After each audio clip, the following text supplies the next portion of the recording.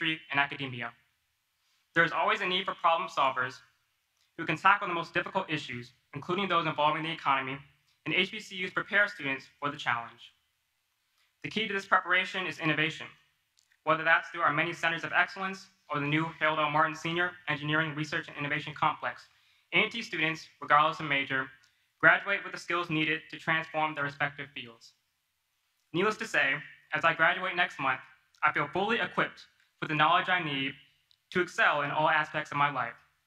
I'm excited to see HBCUs continue to rise in prominence, and I can't wait to see how they impact America in the future. With that, please give a warm welcome to the President of the United States, Joe Biden.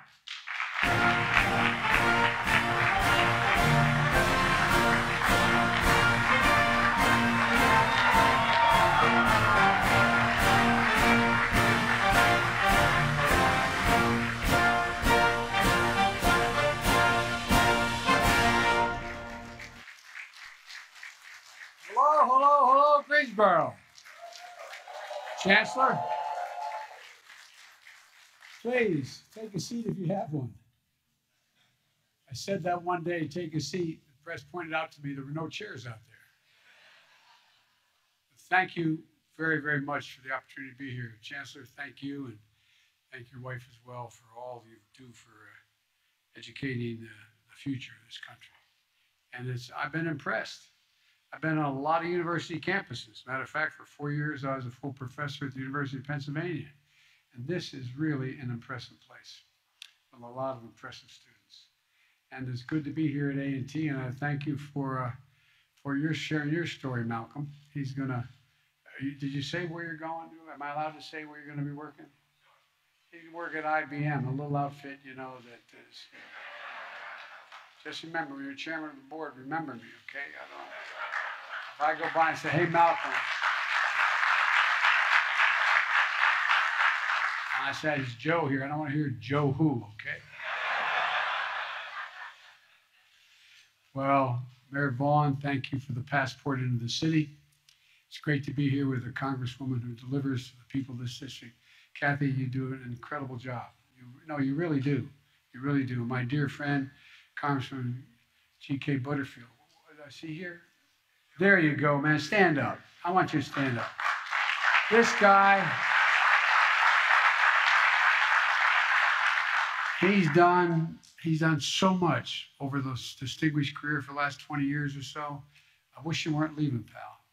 I wish you weren't leaving, but I understand, and but thanks for all you've done.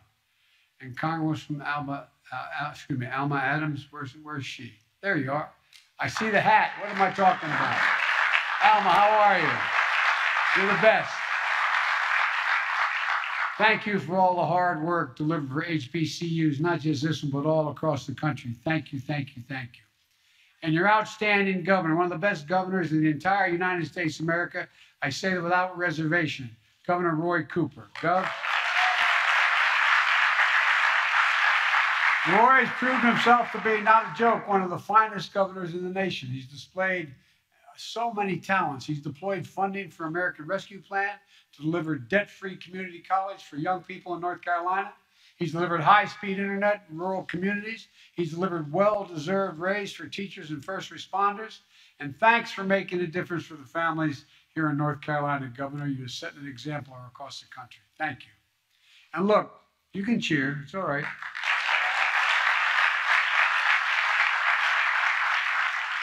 There's a debate in my administration that we never seem to be able to settle.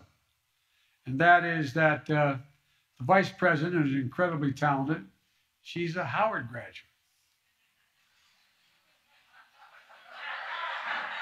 A great school. And I hear about Morehouse men from my senior advisor, Cedric Richmond, all the time. And then you've got a great university here. But Delaware State. Delaware State. They launched me into my career, not a joke. As when I got elected to the United States Senate when I was 29 years old, Chancellor. Had to wait 17 days to be eligible to be sworn in, true story. And it wouldn't have happened. And I won by a rousing 3,021 votes. And it wouldn't have happened without Delaware State. most people don't realize is Delaware has the 8th largest black population in America. And the fact is that's, as I say in Claymont, Delaware, where I was raised, a little steel town in Delaware, you all brung me to the dance. But here's the deal. I got a member of my cabinet who is also slightly partial in North Carolina A&T, Administrator for Environmental Protection Agency, Michael Regan. Michael. Good. Of course, you never hear Michael bragging about the place, as long as you don't have your hearing aid on. But look, he's a proud Aggie, and welcome back to the campus, Michael. And let me tell you, talking about some incredible students here today, I know why Michael's so proud of this school. I really mean it. And A&T is an extraordinary university with a great tradition, an HBCU tradition. You know, more than 180 years of excellence, delivering on that sacred promise we made in America, that every American, every race, every background, every zip code should have a fair and equal chance to go as far as their God-given talents can take them. And you're providing that here, Chancellor, because there's so many great professors here, and the program here is so strong. You're giving people an opportunity to take advantage of their God-given talents. That's why I reestablished the President's Board of Advisors on HBCUs, with not one, but 2 North Carolina A&T alums on it. Willie Dees and Jane Yisler. Are you here? Are they here? Stand up, Willie. Stand up, Jane. Thank you.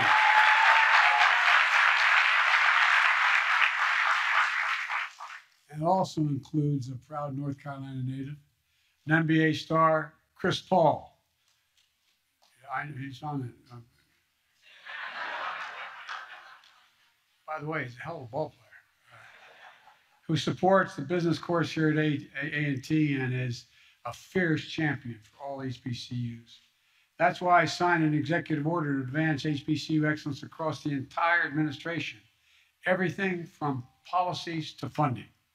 And speaking of funding, we were able to deliver more than $5 billion last year to HBCUs and more to come this year. $5 billion.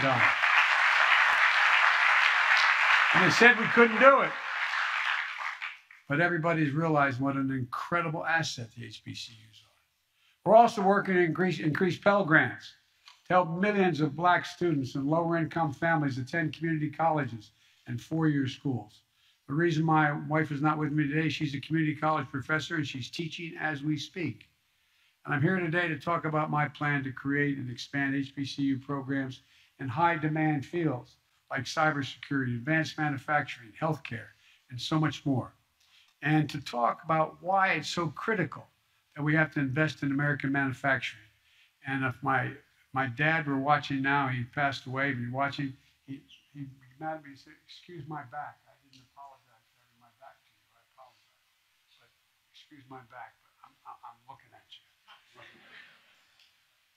You know, why it's essential that the Congress take action quickly to support American innovation. I said today when I was, we were at the cybersecurity unit, that more is going to change in the next 10 years than it's changed in the last 50 years. Science and technology is moving so incredibly rapidly. It's all part of a broader vision that Vice President Harris and I ran on to build back a better America than even before the pandemic we hit. A better way with better pay, greater dignity for working people, easing the financial burdens of millions of families, and making it in America, as your Congresswoman said, with American manufacturing. The best engineers in the world, like so many here at A&T graduates, make up that cadre. From day one, every action I've taken to rebuild our economy has been guided by one principle: made in America. It means using products, parts, and materials built right here in the United States of America. It means bringing manufacturing jobs back and building the supply chains here at home, not outsourced from abroad. It means letting and betting on American workers, let them do the job and bet on them. And it takes the federal government that doesn't just give lip service to Buy American, but actually takes action. Most people don't know. I know the congresswoman knows. There's been a law in the books since the late 30s that says that you can use American tax dollars. And if your American tax dollars the president is spending, it should be spent on American products and American businesses. Every administration says they'll do it since the late 30s. But now, over time, Buy America has become basically a hollow promise. My administration is making Buy America a reality. We created Made in America in an office in the White House, a Made in America office to oversee these efforts. You know, what's happened is that the exception used to be if the president spends about $600 to $700 billion a year money on federal projects every year, from decks of aircraft carriers to so much more. And it's supposed to buy from American businesses and American products. But the fact of the matter is that there was an exception.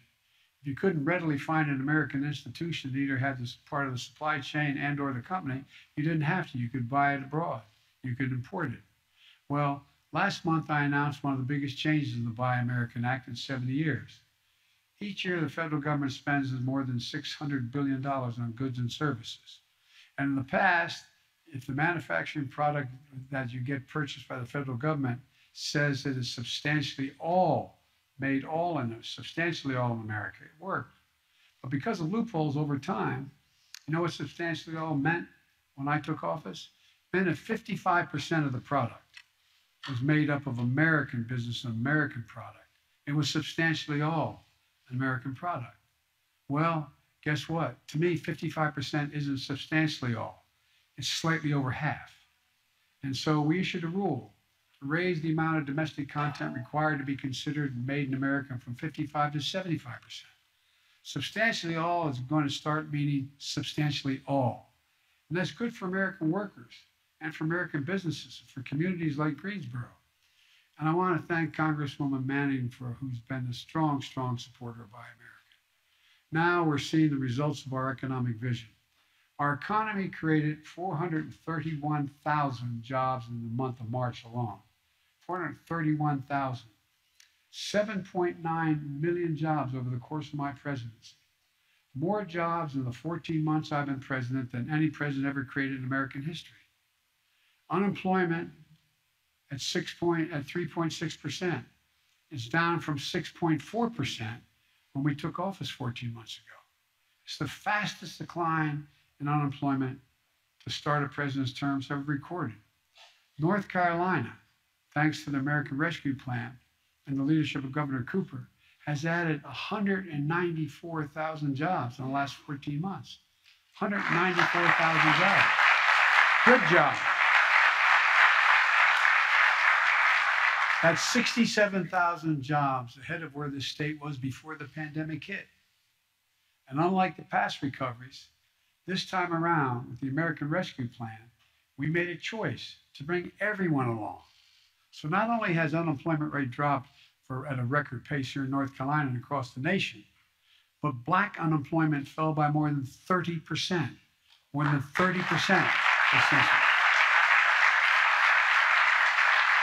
Hispanic unemployment fell from nearly 9% to 4.2% in the year 2021, the fastest single drop ever recorded.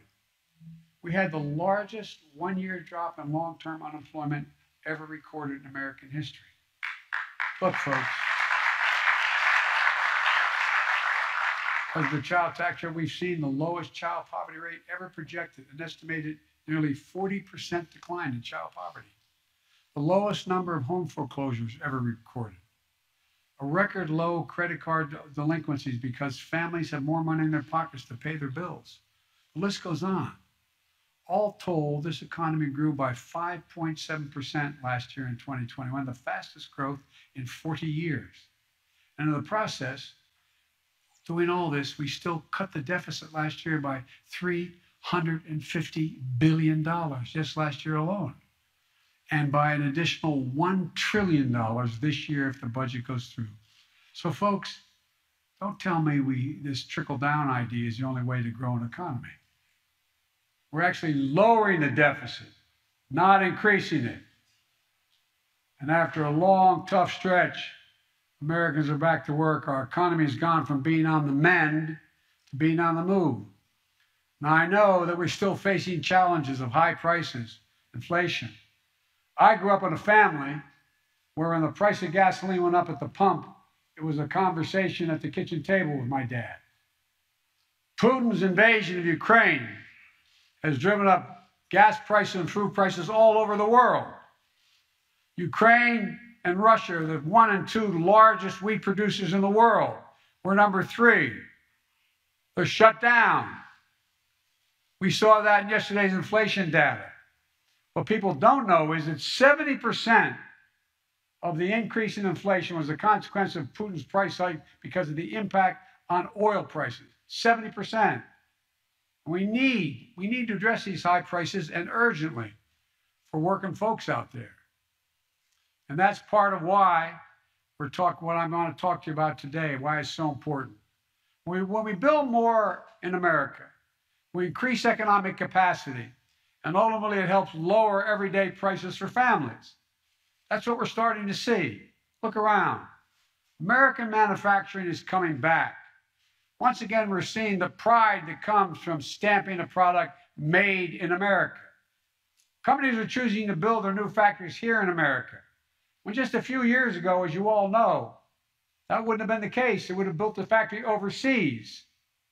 Intel is building the chairman of the board of Intel asked to come and see me a little over a month ago. He's building a semiconductor mega site just outside of Columbus, Ohio, investing $20 billion. And by the way, we invented this little thing we call about the size of a fingertip. And guess what? Every advance in it is because of us. We don't make them anymore here. You go to Taiwan and other places to get it. Up to 8 state-of-the-art factories are going to be in one place that Intel is building.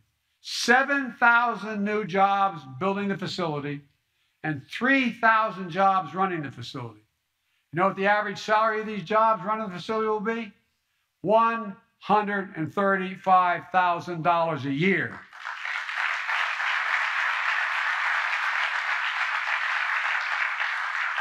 Making computer chips the size of a fingertip that power the world in our everyday lives. Smartphones, internet, technology that doesn't even exist today. If Congress passes the Bipartisan Innovation Act, which the Congresswoman talked about, and it's on my desk, puts it on my desk right now, Intel is ready and they've committed to add, in addition to the $20 billion, $100 billion more. $120 billion in one site. That's just the start. And Intel alone. We're seeing it right here, thanks to the leadership of Governor Cooper and Congresswoman Manning. In last year's, Thomas built buses at High Point, which I went down to see. It's incredible. What you all are doing is really incredible. They got the largest order to date in North America to build electric school buses, electric school bus fleets, which Administrator Regan can tell you will mean hundreds of thousands of our children will no longer be inhaling exhaust from diesel school buses. And they function and they roll. Volvo Trucks, with the research and development headquarters here in Greensboro, got the largest commercial order ever for electric trucks. And just a few months ago, Toyota announced it will invest $1.3 billion to build a new electric battery manufacturing plant right here in Greensboro. And folks, you know what that also means? Not just the factory, but the IBEW is going to be putting in 530,000 charging stations throughout America. 530,000. And when this plant comes online, it's going to produce enough batteries to power 800,000 vehicles per year with room to grow.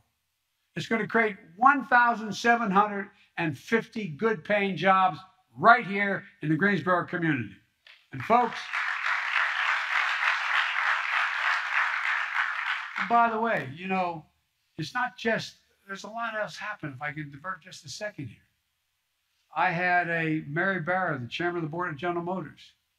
Remember when about 10 months ago, she was suing the state of California for having a higher standard required for gasoline, have to go more miles per gallon? She was suing them, saying you can't do what the federal government hadn't done. Well, guess what? We had a long talk. No, I didn't. No, I mean, it was her idea, not mine. But we had a long talk. Guess what? She decided not only did she drop the suit, but they're going to have 50% of all the vehicles made at General Motors electric vehicles by the year 2030. And guess what? Then Ford came along. They did the same thing. They're investing billions of dollars, 1.7. I mean, this is a major fundamental shift that's taking place. And America's finally deciding to catch up and lead it instead of being outpaced by China and other countries. All told, thus far, we've created 365,000 new manufacturing jobs in America just last year. That's the best year for U.S. manufacturing in the last 30 years. And even you students who are younger, how many, when you're coming up and hear your parents talk about manufacturing is dead in America? It's not going to happen in America. There's not a thing, not a single thing America cannot do. Not a single thing where we can't outcompete the rest of the world. I mean it. Not a single thing. We set our mind to it. Good paying jobs, jobs you can raise a family on, jobs that can't be outsourced. Announcements like these don't happen in a vacuum. They require investments. We know what happens when we stop investing in the future and the places like Greensboro. We really do. You or your parents remember what it felt like when industries like the textile industry started to decline. Delaware used to be a great textile state. It all evaporated. Good jobs lost over time. Well, guess what? What it did to families, what it did to neighborhoods was consequential because we stopped investing in our future for a while. We stopped investing in our people. I got criticized when I kept saying we're going to invest in the American people. Decades ago, we used to invest 2% of our gross domestic product in research and development. 2%. And we led the world. Today, we invest less than 1%. The United States of America used to be ranked #1 in the world in investing in the future. Now we're ranked number 9 in research and development. The United States of America. China was number 8 3 decades ago. Now it's number 2. Other countries are closing in fast. We can and we must change that. Not by hurting other countries, but by developing ourselves. We have a great opportunity ahead of us with the Bipartisan Innovation Act I mentioned, which is going to provide $90 billion in research and development, STEM education, manufacturing, all those elements of the supply chain that we need to produce end products right here in America. If I told those of you who are closer to my age in the audience, if we told your parents that we'd be here, they'd look at it like we were crazy. What do you mean? We're the leader in the world. Not so. Congress needs to get this bill to my desk as quickly as possible. Our economic strength is on the line, and national security as well is on the line. Companies are ready to invest in America, in American communities, in American workers, but they need to see that their government is capable of investing in our future. Other countries are racing ahead, but we can't afford to wait. So Congress, get this bipartisan bill to my desk. North Carolina needs it. America needs it. And let's meet this moment together. That's exactly what we did when we passed the bipartisan infrastructure law, which you look like the devil on. Our infrastructure used to be rated the best in the world again. Now we rank number 13 in the world. Bridges, roads, etc. Rank 13. Why did we develop so fast, so well?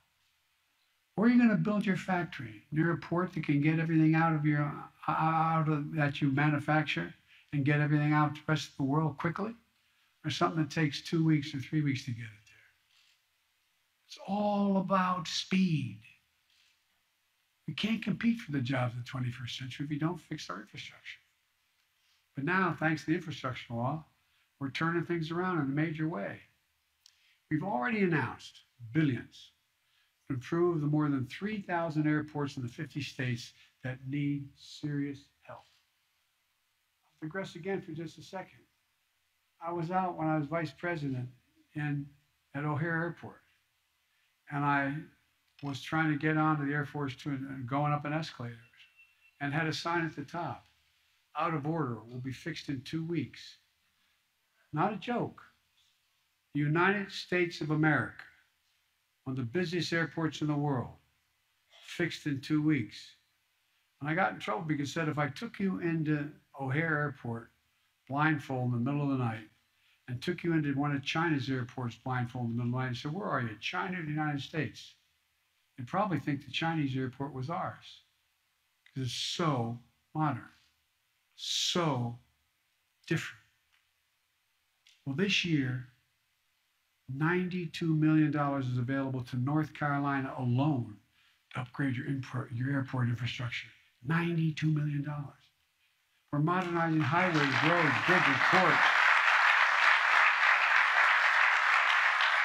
And this year, North Carolina is going to receive $1.4 billion in funding for roads and bridges, another $99 billion dedicated to funding for bridges that are in disrepair. Folks, we're also building a national network of electric charging stations I mentioned earlier for vehicles powered by these batteries that we're going to manufacture here in Greensboro. And this year, North Carolina is eligible to receive nearly $16 million in electric vehicle charging stations.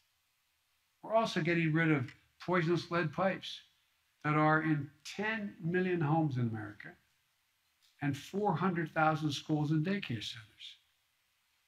And there's serious brain damage. Not a joke. So kids and families can have clean drinking water.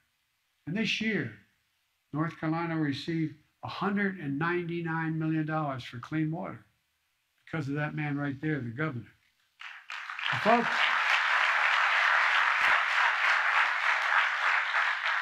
we're going to deliver affordable, high-speed internet everywhere in urban America, rural America, suburban and tribal communities.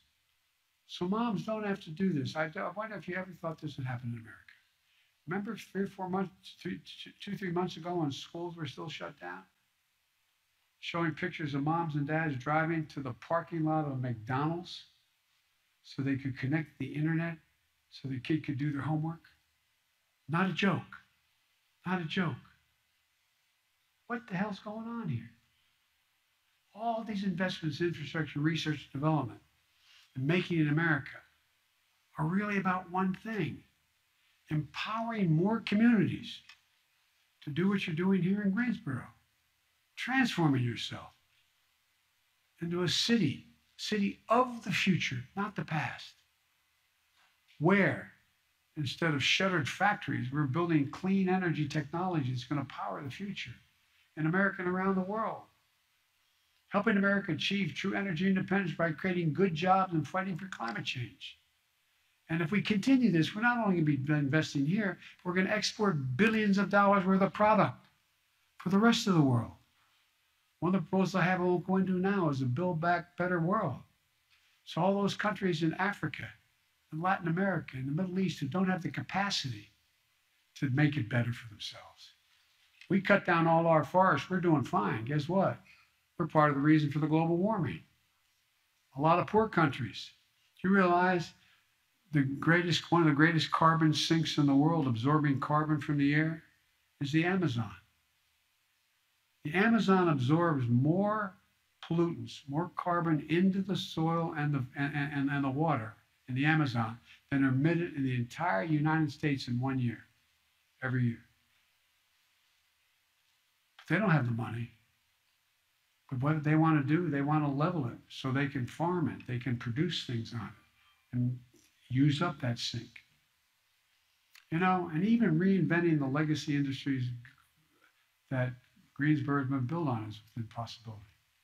The 21st century smart textiles, they use chips and sensors to do things like regulate temperature in a garment. State-of-the-art facilities that make high-quality furniture. Above all, you're making Greensboro a place where the future is being written, not a joke. The future is being written, where students at great schools like A&T and other local universities and your incredible community colleges can lead learning, cutting-edge skills in state-of-the-art facilities, partnering with local employers. So look, so they can get out, help America lead the way on robotics and cybersecurity and so much more. And see that success reflected back home in their communities, not just in Greensboro, but across the country. So families can have good paychecks, good homes, great futures. My dad would say, my dad was a very well-read man. His greatest regret was he never got to go to college. And my dad used to say that everybody deserves just a little bit of breathing room. Just a little bit of breathing room. I was raised in a 3-bedroom split-level home when we moved down to Delaware when coal died in Scranton and jobs were gone. And with 4 kids, a grandpop, and my mom and dad. And I remember one day you could always hear when Dad was restless in the room. I asked Mom on the way to school, "What's the matter?" He said, "Honey, Dad's company they said no more health insurance. No more health insurance." Not only deprives a woman or man of their health, but of their dignity. Their dignity. Look at their child, their husband, their wife, who needs help and can't get the help.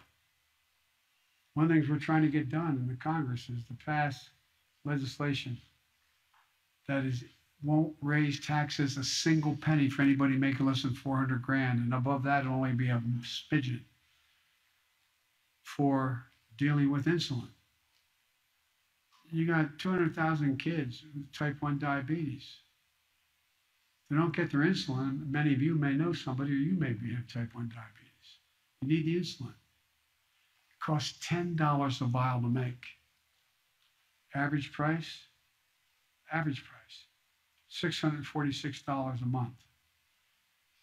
Not only imagine what happens when you don't have that money because you don't have the insurance or the cash. Imagine being the parent, looking at your child with type 1 diabetes and know there's not a damn thing you can do. Deprives you of your dignity, takes everything away from you. Well, guess what? For little or nothing, we can limit that price to $35 a month and they'll still make 350% profit. Folks,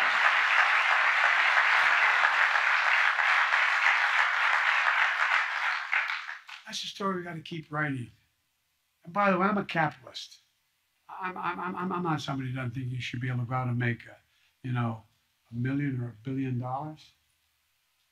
Just pay your fair share. Just pay a little tiny bit. Not a joke. Of the Fortune 500 companies, and I come from the corporate capital of the world. Not a joke. More companies incorporated in the state of Delaware than the entire United States of America combined. And I was a senator 36 years. But guess what? 55 of them last year didn't pay a single penny in tax, and they made $40 billion. So folks, look, we have to keep going on so many other issues to deliver the promise of America to all Americans. For example, equity and opportunity require more than just economic investment. They require police and criminal justice reform. Even though Congress isn't taking action, my administration hears and sees the people who need it badly. We're making changes in the federal law. Police need more money, not less, in order to have social workers and others with them, not just to teach them how to do their job better, but also we need rules that I've initiated federally. No more chokeholds, no more no-knock warrants requiring federal agents to wear protective body cameras. We're going to sit back while Republican Congress stand in the way of justice. I'm sorry to be partisan about that, but they are. They're unwilling to do anything. We're taking action. Today, my administration has also released the first ever Equity Action Plan, laying out more than 300 concrete commitments to tear down the systematic barriers that have been allowed to fester for far too long in America. Things like getting pollution out of low-income neighborhoods. You notice they're always the last to ever be touched. In Delaware, with big chemical industry. Well, guess what? The corridor that we run down, going down the state, the fence line communities, the cancer rate, we have one of the highest cancer rates in America. Why? Because all these poor communities live near these near these places. When I was growing up in Claymont, Delaware, not a joke, we lived right on the Pennsylvania border. It was a steel town. More oil refineries in Marcus Hook, Pennsylvania, the Bend and Delaware River than anywhere, including Houston. And guess what? When it got to be fall, I was in 4th grade, and there got a little frost. My mom would get in the car to drive me to school, which is only 3/4 mile away, but it was on the highway. Turn on the windshield wiper, there'd be an oil slick on the window. That wouldn't have happened where I live now, in a nice neighborhood. Never happened. We're making sure the minority-owned businesses can access capital they need to grow, so no community is locked out of opportunity. Look.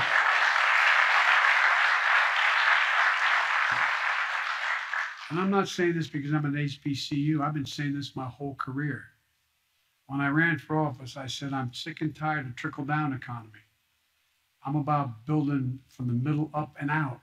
Because when the middle does well, everybody does. The poor have a way up, and the wealthy do very well. The bottom line is this. The United States is in a position to outcompete the world once again. We have an incredible opportunity ahead of us. We still face tremendous challenges. But if we can keep coming together, invest in the backbone of America, the middle class, our great universities, hardworking families, STEM education, clean technologies for tomorrow, there's simply no limit, I mean it, no limit to what we can achieve. So let's continue giving working families a fighting chance. Let's keep investing in the future of this country, of every community. And let's face these challenges head on. Let's keep building a better America. Because that's who we've been. That's who we are. And we can do this. Still grow the economy, still be the wealthiest nation in the world, still reduce deficits by growing, growing, growing, growing. There's not a single thing America can't do when we do it together as the United States of America. God bless you all.